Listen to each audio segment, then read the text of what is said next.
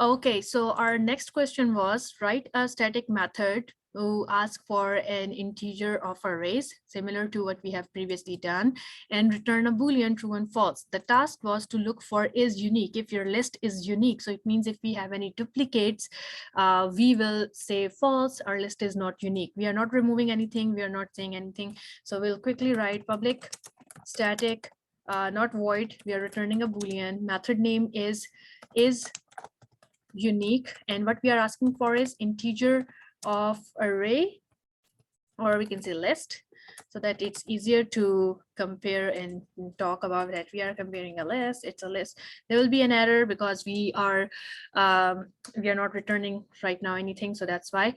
Now our goal is to go through the list, go through the array, and look for example, if we have an array of 2 3 4 5 4 5, we will see that we will take 2 and we will compare this 2 with rest of the list. So if we see any duplicate, again, if we see any duplicate, we will return false. So it means that's how we will be writing our if condition, writing or testing it for false. Our first loop will be, we have to go through int I equals to 0 index and I will be less than list.length. We have to go through the whole list and I plus plus starting curly braces, ending curly braces, and inside we will write our nested loop, which is int, let's say j or k, whatever you want to start with, equals to, as your I is pointing at 1, whenever, so this is another tip, whenever we are doing a comparison, whenever you are looking for duplicates in any of the collection of Java programming, whether it's a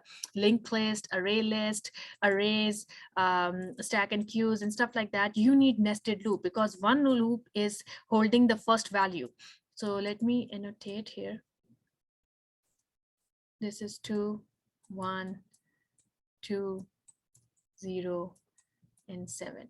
So let's say this is your list. So when we do a comparison, we this is your outer loop. We need two loops, that one is holding this first value, and then the other loop will go through the whole rest of the list and rest of the list, not with the same index. So it means your I or j, the inner loop, will start with the next index.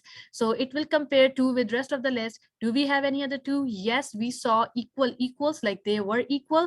Then it means return false. If we see, for example, there were no duplicates, let's say this was 8 and there is no 2 first, then you increment I, now your I is 1, so it means your j will be the next one. You will not start from the very start of your list, because as you are moving forward, the previous numbers are already sorted, they are being already tested throughout their array. So your j will be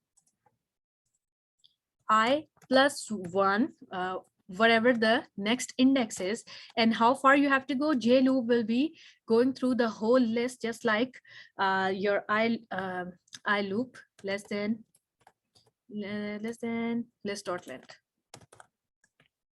and j plus plus. Now curly braces, now inside, as you are doing a comparison, so it means take the value from I, take the value from j index. So it means you have a condition, if list of square brackets I, oops, not one, I equals to list of square brackets j. If they are equal, it means return false, else there is no else scenario. There will be else scenario will be that after this for loop, outer for loop is done, inner for loop is done, and it means that the list has no duplicate, and so that's why your cursor or compiler is blinking on this side. There you will say return true is the case. This is where we will say return true. Oops, not return true here, Control X. This is where your if is closed, outer loop, inner loop, outer loop, and this is where your before your static method is. Okay, let me remove extra spaces.